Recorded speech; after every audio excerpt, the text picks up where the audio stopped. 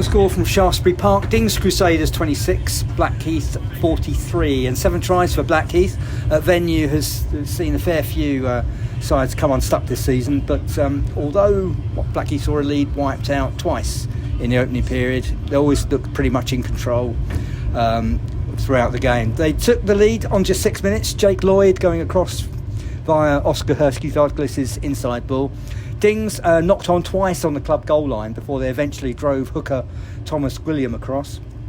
One of, I think, 7 Bristol Academy players in their side today. But then came to try the match with Jordan Burns spotting a gap and then showing outstanding pace to score from 40 metres out. Dings then drew level again through left wing Sol Tofu, collected the crossfield kick to flop over the opposition goal line before Finn Gilmore then strolled over the line at the other end. Great build-up with Andy Boy showing an exceptional sidestep and turn of pace. Lloyd and then Marcus Bircham taking the ball forward before the crossfield, and Gilmore going over the line for, I think, his debut try, and 19-14 to Blackheath at the break. Club struck twice shortly after the restart. Great work from Josh Smart to send Billy Harding scampering down the right flank before Smart again was involved, winning a high ball, and Lloyd just held short of the goal line, but Marcus Bircham on hand to finish off. And although Harry Rowson responded for the Bristol club, Harding was driven over the club hooker's 19th try of the campaign, and putting further daylight between the sides.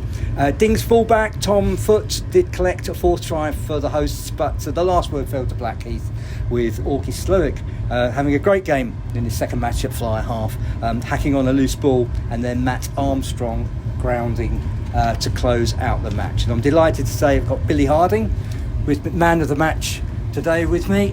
Congratulations, first of all. Thanks, Graham. Lovely report there. Very good analysis as always. You're very kind. And but I thought it was a great game today. It looked like it was played in a really good spirit after last week against Rams, which was smouldered a bit. Should we just leave it at that? But yeah, and great game. But I did think Blackheath really always had that in their grasp. But your thoughts on that?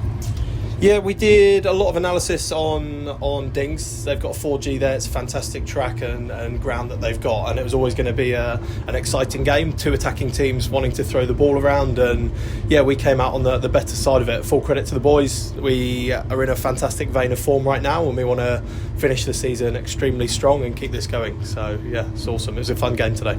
Yeah, I mean, Dings were a side who like to play with a lot of pace and width, like as do Blackheath. And I mean, it's the last 3 games have been very high scoring. I think you've enjoyed yourselves. After a couple of home performances against Plymouth and then Sedgley Park, which we have to say were a little bit disappointing, seem to have really hit the straps. Definitely. I think the whole thing is testament to National 1. It's a fantastic league where anyone on their day can beat anyone, and the results this year across the league are testament to that. And it's one of those things where, yes, we were 5-10% off and it cost us in those games, and now we've gone the other way, and we're performing very, very well and executing all the game plans that are put in place by Shanners, by Strads and the wider coaching team. So yeah, it's fantastic to be hitting our straps at this point of the season where a lot of teams can drop off if they're out of that promotion race, but I think it shows how close we are as a squad and as a club, to be honest, that we want to keep performing well and we're not dropping off. And you personally, 19 tries so far this season. I'm sure you'll say that you get on the back of a few mauls and they're really team tries. I'm sure you'll be very generous in that respect. But that elusive hat trick, it's still as you keep reminding me, Greg. It doesn't help, I suppose, that you have to get substituted after about 65 minutes. But are you going to get there? Is it? I don't mind, to be honest. The thing that, as you touched on there, we've got a fantastic maul. We do a lot of work on it all season, and defensively as well, we're very strong in that area. I don't think we've conceded a lot of them, but got to hit the lineouts first to get rewarded for them, and occasionally I might miss one or two, but yeah, it's nice to be off the back of them. And then we play a very attacking game as well, and I like to be in the wide channels, being the kind of hooker I am, and got a good try out wide today linking up with Smarty, so yeah, it's good. Well, it's always a pleasure to watch you score.